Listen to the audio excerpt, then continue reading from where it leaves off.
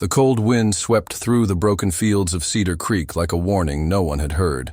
Near the old fence line, where the forest thinned into farmland, the silence was shattered by the desperate screams of a farmer's daughter. "If I see you throw another dog like that, so help me, I'll bury you where no one finds you." Her voice trembled, cracked, but the fury in it was pure. 17-year-old Maggie Haynes stood barefoot in the mud, hands clenched, tears streaming down her cheeks as she stared down the man who had raised her, her father. And in front of her, lying in a bloody heap against a tree, was the limp body of a small, half-starved puppy, his back leg twisted at an unnatural angle, his ribs pressing through his matted fur, and yet he was still breathing. Maggie didn't wait. She dropped to her knees, ignoring the sting of freezing soil beneath her. "Don't move, baby! Please don't move!" she whispered, cradling the puppy's head. Her hand shook, not just from the cold, but from the horror she had just witnessed. "I've got you now. He's not going to hurt you again." She didn't know the pup's name. She didn't know where he had come from. But she knew what. It felt like to be voiceless and broken. That was all it took. The farmer turned without a word and disappeared into the barn, the door slamming hard behind him. Maggie didn't flinch. Not this time. She scooped up the trembling body and wrapped it in her jacket. Then she froze. Just behind the barn, in the tall grass, something else moved. She stepped forward cautiously, squinting through the dusk light, and there it was, a young fawn, barely a month old, collapsed, chest rising too shallow. The snow around its body was stained with blood. It should have run. It should have vanished into the woods like all the others, but it didn't. And the puppy, despite his injuries, whimpered and reached for it. That's when Maggie understood. The dog hadn't just been beaten for existing. He had been beaten for trying to protect the fawn. She could see it now. The paw prints circling around the fawn's body, the trail leading from the woods, and the deep claw marks in the barn door where the dog had tried to escape. She knelt down beside the fawn, heart breaking as she watched the little creature's eyes blink slowly in exhaustion. "You're not dying here." "Not tonight," she murmured. Somehow, with both of them pressed against her chest, Maggie made it to the old tool shed where she kept her emergency stash. Bandages, clean rags, a hand-cranked lantern. It wasn't much, but it would have to be. Enough. She cleaned the puppy's wounds first, whispering soft things to him, ignoring her own tears. Then she returned to the fawn, who now struggled to even lift its head. The moment she tried to step away, the puppy whined and dragged his broken leg across the wooden floor, nudging himself until his body touched the fawn's. He wouldn't leave her, not even to save himself. That night, Maggie didn't sleep. She sat between them in the flickering lantern light, holding pressure to the fawn's wound while the puppy kept his tiny body curled beside hers, sharing warmth, refusing food, refusing even rest. He only lifted his eyes when she moved, as if asking, "Is she okay?" And each time Maggie would answer, "Not yet, but she will be, because you didn't give up." By dawn, the snow had stopped, but the silence outside felt heavier. Inside the shed, the fawn's breathing had steadied, barely, but enough to bring hope. Maggie opened the door and stepped out, trying to get a signal on her broken phone. She didn't get bars, but she did get a voice. A neighbor, an old man named Felix, had seen her light through the trees and wandered over with his coat barely zipped. "Heard yelling last night. Sounded like fire and fists," he said. Then he saw the animals, and then he saw Maggie's bruised hands. He didn't ask questions. He called a vet. He called someone from Wildlife Rescue. And then he placed a call that would change everything. One to the sheriff. By the time the authorities arrived, the shed was crowded. Warm blankets, IV fluids, quiet voices. The fawn had a name now, Willow, and the puppy had one too, Scout. Both were alive, still fragile, still fighting, but alive. And no one could explain how the puppy, despite his shattered leg and loss of blood, had found the strength to keep that fawn warm through the night. No one could explain how Maggie, with nothing but a flashlight and a wounded heart, had managed to keep them both alive. But what they could see, what they all saw that morning was this. There, lying on a pile of blankets with one paw across Willow's shoulder and one eye always open, Scout watched the girl who had refused to walk away. And every time she glanced back, she whispered the same 3 words through trembling lips. "I choose you." And that, in the end, made all the difference. The vet, Dr. Eloise Hartman, had barely stepped into the tool shed when she froze. It wasn't the sight of the injured animals that held her breath. It was the way the tiny, battered puppy lay with his paw protectively over the fawn, his eyes barely open yet unblinking, watching every move like a soldier guarding the last survivor of a war. She had seen animals bonded before, but not like this. She whispered, "He's refusing to let her go," and crouched slowly, trying not to spook either of them. Maggie, exhausted and curled up nearby with a blanket wrapped around her, simply nodded. He didn't sleep, not even when I begged him to. Every time she cried, he moved closer. Her voice was cracked, dry, as if the night had pulled every drop of strength from her bones. Dr. Hartman motioned gently for her assistant to bring the emergency med kit. The fawn, Willow, needed fluids and antibiotics immediately. The puppy, now officially Scout, needed surgery to repair the fracture or he might never walk again. But there was a bigger problem. "He won't leave her side," the assistant whispered. "What do we do if he resists transport?" Dr. Hartman looked at Maggie. "We let them stay together. If we separate them now, I think we lose them both." Felix had already taken care of the sheriff. Maggie's father had been taken in without a word, his truck still idling in the driveway when the officers arrived. No one defended him. No one asked for his side. The barn told the story better than he ever could. Blood on the floor, a trail of broken boards where the puppy had fought to escape, and a rifle leaning against the doorframe with mud caked on its barrel. The community, once silent and weary, stood behind Maggie now. She wasn't just the girl who had lived quietly under the weight of a man's fists. She was the girl who had faced down cruelty and chosen compassion instead. That afternoon, with the sky breaking into soft streaks of winter sunlight, the vet carefully loaded both Scout and Willow into her van. Maggie rode in the back with them, holding Scout close while his paw rested on Willow's back. Neither animal stirred. They didn't even whimper. But the quiet bond between them spoke louder than anything else that day.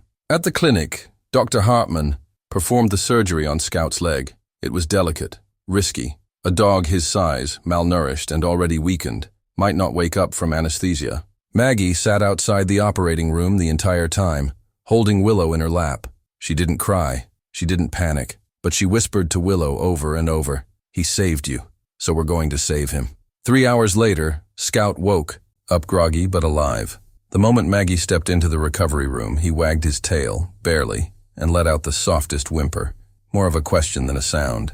She leaned close and whispered, "She's okay. You did it." His eyes closed again, and this time he rested, truly rested. But peace was temporary. That night, a wildlife officer visited the clinic with difficult news. Willow's condition was stable, but her injuries meant she wouldn't survive in the wild alone. She would either need to be placed in a wildlife sanctuary permanently, or, if no facility took her, she might have to be euthanized. The words dropped like ice into Maggie's stomach. She turned to Dr. Hartman. "There has to be another way." The vet hesitated. "There is, but it's complicated. You're a minor. You'd need a wildlife care license, property inspections, legal paperwork. It's not something they just hand out.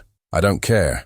I'll do whatever it takes." Scout, who hadn't moved much since the surgery, lifted his head at her voice. The moment Willow whimpered again in her sleep, he dragged himself closer, ignoring the pain. He placed his nose against her shoulder and didn't move. By morning, a quiet storm had begun brewing online. Felix, who'd snapped a photo of the two animals curled together in the clinic's recovery room, had posted it with a simple caption, "They chose to survive together. Now it's our turn to fight for them." Within hours, the image had been shared over 20,000 times. Reporters called, wildlife groups called, donations poured in, a petition started. And by that evening, the State Wildlife Authority had agreed to a temporary waiver. Willow could remain under medical care, and Maggie would be allowed to assist in her rehabilitation under full veterinary supervision. Still, no one was prepared for what happened next. 3 days into their recovery, Maggie brought Scout into the pen where Willow lay resting. His leg was still wrapped, his steps wobbly, but the moment he saw her, he hobbled across the hay-strewn floor and gently curled around her side. Willow lifted her head weakly and let out a soft, nearly inaudible cry, a sound the vet had never heard a fawn make before. Maggie watched, frozen, as Scout leaned forward and began to gently nudge Willow's neck with his nose, over and over, until she struggled to stand, and she did, shakily, legs trembling. But she stood. The room was silent. Dr. Hartman knelt beside, Maggie whispering, "We've been treating her like a patient. He treats her like a survivor." Maggie wiped her cheek with the back of her sleeve. "He doesn't see her as broken. He sees her as family." For the first time since that horrific night, Maggie smiled, not because everything was fine, but because something had changed, something permanent, the kind of change that only happens when suffering meets unconditional loyalty. And suddenly, everyone understood that Scout hadn't just rescued Willow, he had rescued all of them. For days, the clinic became more than a place of healing. It became a sanctuary of something rare and unexplainable. Each morning, Dr. Hartman would arrive early only to find Scout already awake, positioned beside Willow like a sentry that had never left his post. Though pain still etched itself into every twitch of his muscles, he didn't complain. He didn't whimper. He only shifted. When Willow stirred, as if his entire existence had fused to her survival, Maggie had moved into a small room adjacent to the pen. It wasn't much, just a cot, a desk, and the constant hum of machines. But she didn't need more. She had found a purpose. Between bottle-feeding Willow and applying Scout's medications, she poured herself into research. Pages of wildlife. Licensing rules were tacked on the walls. She practiced explaining herself out loud, rehearsing answers to questions state inspectors might ask. "Why do you believe you're capable of raising a fawn?" she'd whisper into the night. "Because I know what it feels like to be abandoned, and I know what it means to be saved." Still, beneath the surface of recovery, a silent clock was ticking. Willow's prognosis had improved dramatically, but the state's grace period would end soon. Maggie needed a long-term plan, one that would convince officials she wasn't just reacting emotionally. She was ready to take responsibility. Dr. Hartman helped draft the paperwork. Felix handled outreach to sanctuaries and press inquiries. But the heart of it all remained in that pen. Two creatures who refused to give up on each other. On the fifth night, something changed. Willow began to cry. Not softly, like before, but deep and broken, her body trembling. Maggie bolted in with Scout limping behind her, his cast barely holding. Willow's breathing was shallow. Her eyes fluttered. Dr. Hartman was called immediately. She rushed in with an oxygen mask, scanning vitals and issuing instructions, her calm voice trying to outpace the chaos. "She's gone into shock," she murmured. "Possible infection." Scout didn't wait for instructions. He dragged himself to her side and placed his head beneath her neck, nudging gently, repeatedly. It wasn't panic, it was instinct. And then he lay down beside her, pressing his side against hers, trying to warm her. No one moved. For 40 minutes, the room was still except for the quiet rustle of straw and the hum of machines. Then, finally, a twitch. Willow shifted, her ears flicking, and then she let out a long, steady exhale. Dr. Hartman blinked. Her pulse is stabilizing. Scout didn't even react. He just stayed there, as if he had known she would return. By morning, Willow had pulled through. The infection was real, but caught just in time. The vet administered a stronger antibiotic and IV fluids. Maggie curled up in the hay beside them, one arm over Scout, and one hand resting gently on Willow's side. When she woke, she found a note from Dr. Hartman on the edge of her cot. "You don't need to fight this alone anymore. I've scheduled your wildlife inspection.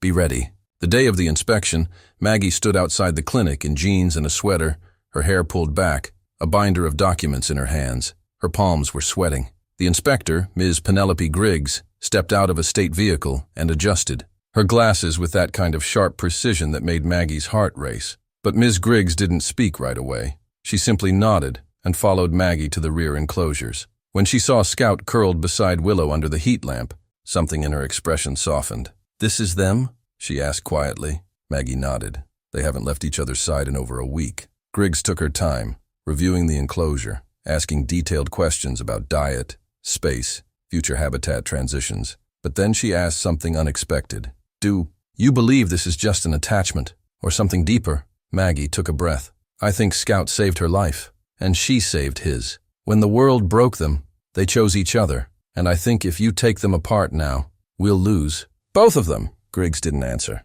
She watched Scout lick Willow's nose as the fawn tried to nibble some hay from the corner of the pen.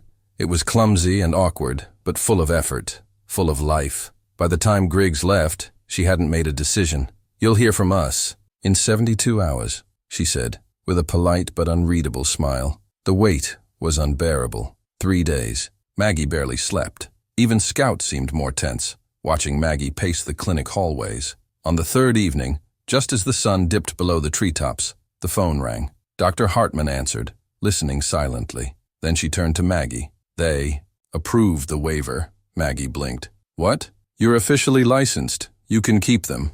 Together. Maggie's legs gave out, and she dropped to her knees in the hay, letting out a sob she didn't know she'd been holding. Scout limped toward her and placed his paw on her knee. Willow rested her head beside him. No one said anything for a long time, because sometimes there are no words for survival, no vocabulary deep enough to explain the magic that happens when pain is met with purpose, or when a wounded puppy and a broken fawn decide to teach the world what real healing looks like, not in labs, not in surgeries, but in loyalty and warmth, and a love that asked for nothing, but gave everything, and, now with the worst behind them, their story was no longer just about survival. It was about beginning again, together. The relief of the license approval was overwhelming, but it didn't mean the struggle had ended.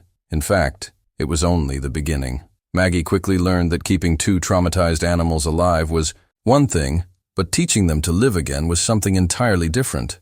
Scout's physical recovery was well underway, but emotionally, he remained guarded. He still flinched at sudden movements and barked sharply in his sleep, lost in memories he couldn't escape.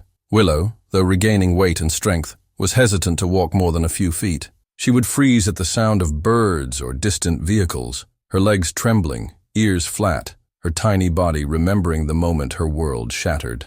Maggie began daily rehabilitation rituals.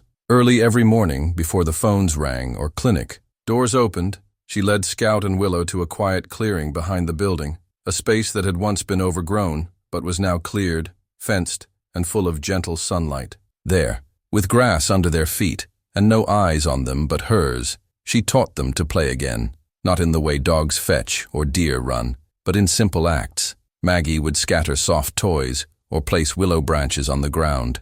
Scout would nudge Willow toward them, and if she sniffed or took a step, Maggie would cheer softly, holding back tears. And every time Willow stumbled, Scout was there, under her belly, beside her legs, encouraging without a sound. But just as they began to rebuild their rhythm, tragedy knocked again. It was a Sunday morning when Maggie received the call. A hunter had been caught illegally trapping fawns just 10 miles from the clinic. The authorities confiscated several injured animals, most too far gone to save. But one had survived, a doe, badly wounded, barely breathing. She'd been tagged as Willow's biological mother. Maggie's stomach twisted. For days, she had entertained the idea that somewhere, Willow's mother was still out there, searching, that perhaps, miraculously, one day they'd reunite. Now the reality was different. The mother deer was fighting for her life, and Willow didn't even know she existed. Maggie was torn. Should she introduce them, risk traumatizing Willow further, or shield her from a goodbye she'd never remember needing? Dr. Hartman examined the doe and confirmed what Maggie feared. She has internal injuries we can't reverse. A few days, maybe. She's conscious, but fading. Maggie stood beside the doe's pen that evening, listening to her labored breathing. Scout sniffed at the edges, but didn't go in. Willow, sensing something unfamiliar, stayed close to Maggie's leg. But something stirred in her. A moment of hesitation, then a step forward, then another.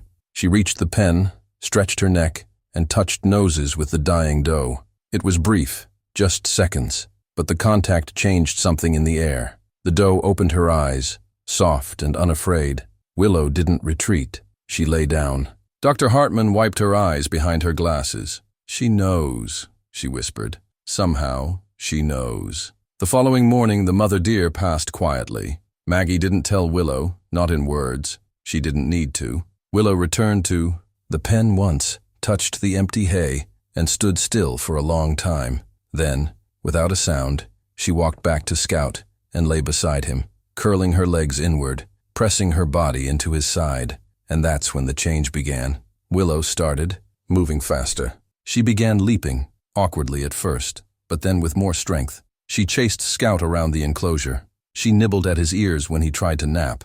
Scout, despite the healing scar along his ribs, responded with a joy no one had seen in him before. He growled playfully, barked with excitement, and one morning, without prompting, he brought Maggie his leash. They were healing, not just from pain, but from loss.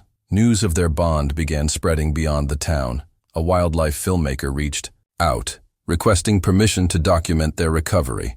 A local school brought children to visit, hoping to teach empathy through Scout and Willow's story. Donations poured in to expand the clinic's outdoor enclosure.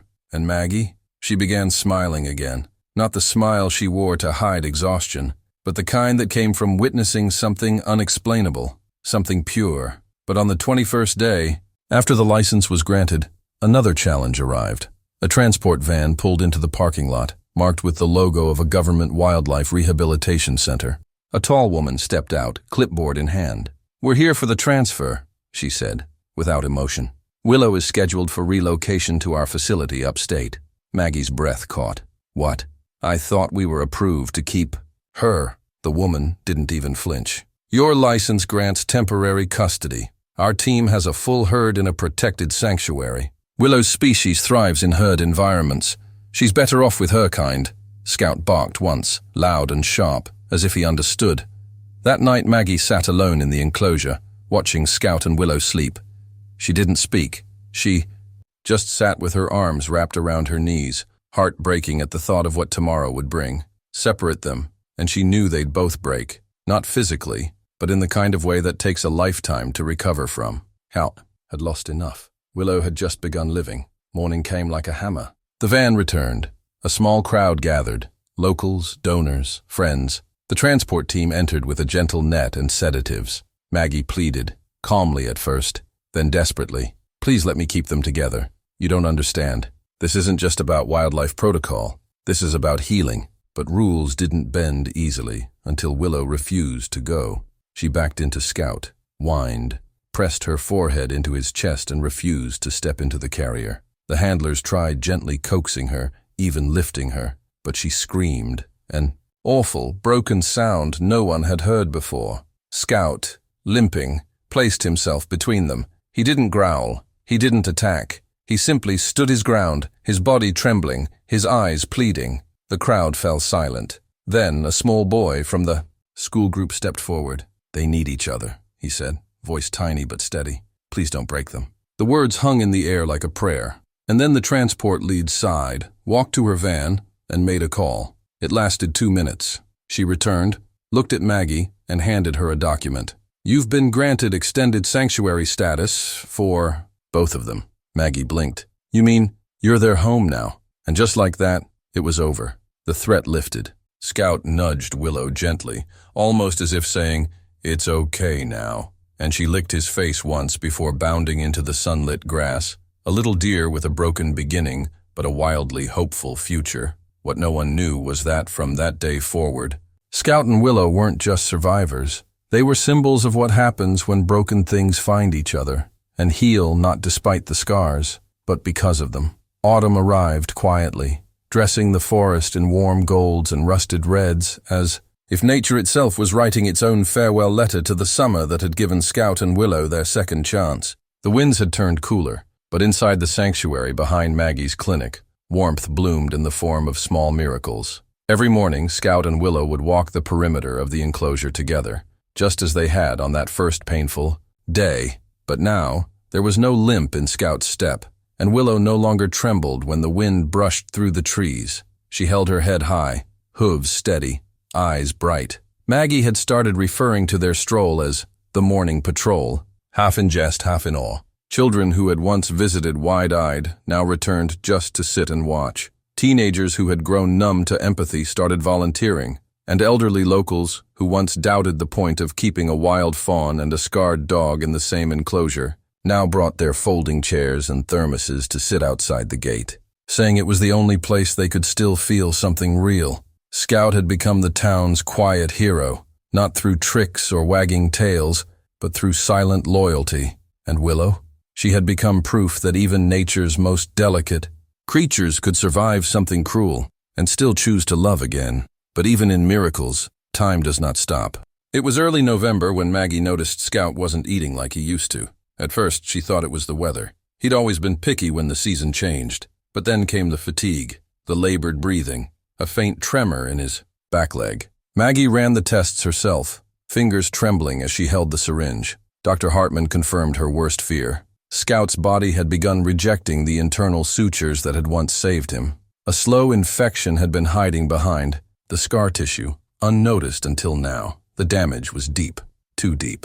Maggie didn't tell Willow. She didn't have to. The next morning, Willow refused to eat. She didn't approach the visitors. She stayed curled beside Scout, licking his muzzle gently, as if trying to take the fever away with nothing but love. When Scout's breathing became shallower, Maggie moved his bed closer to the fire inside the clinic, but he whined until Willow was brought inside too. They lay side by side for hours. No movement, no sound. Only a bond too pure for words, too raw for logic. That night, Maggie stayed on the floor beside them, one hand resting on Scout's back, the other holding Willow's trembling hoof. The moonlight fell softly through the window. At 3:12 a.m., Scout's chest rose once, then fell, and did not rise again. Maggie didn't cry, not immediately. She sat still, heart frozen, watching Willow bury her head into Scout's chest. She didn't make a sound, not even a whimper, just a deep, grieving silence. Hours passed before the light broke through,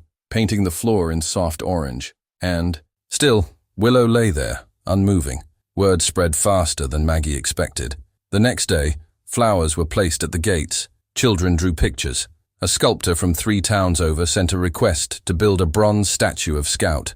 Someone even wrote a song. But Maggie didn't want a memorial in stone or metal. She wanted his story to keep breathing. And so she started writing. Weeks later, Willow began standing near the fence again, not as eager, not as playful, but steady. Maggie knew the grief would not vanish. It would live quietly in her bones, just as it would in Willow's, but they would carry it forward, together. And then came something unexpected. It was early spring.